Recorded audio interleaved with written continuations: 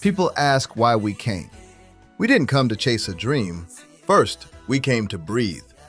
I'm Galana. I'm a writer and an educator, and safety became the first lesson.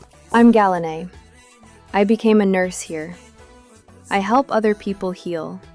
But inside our family, there's a quiet ache. Because we left home, and we don't know when we can return. At school, my friends talk about visiting grandparents. They ask me, "Where are you from?" I say, "We're Oromo." Then they ask, "Have you been there?" And I get stuck. Mom, Dad, why can't we go on the airplane to see our family? I want to see where you grew up.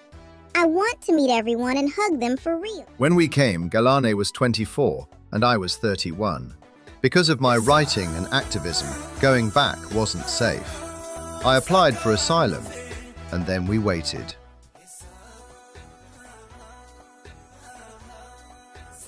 Waiting is a strange life. You build routines, school drop-offs, night shifts, bills, birthdays, while a single decision sits above everything, like a cloud you can't move.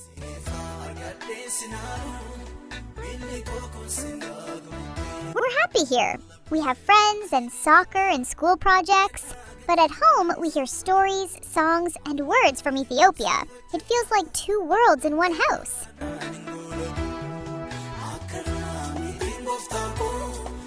I like the stories, but sometimes I feel sad because I can't imagine the place. I only know it from pictures and your voices.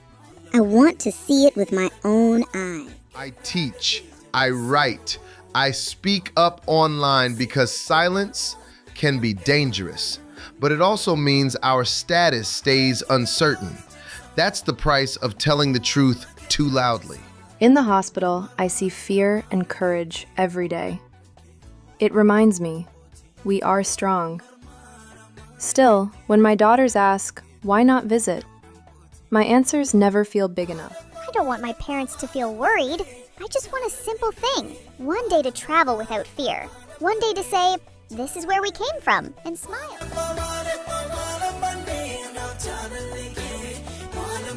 Until then, can you tell me another story about home? And can we keep our language so I don't forget where our family started?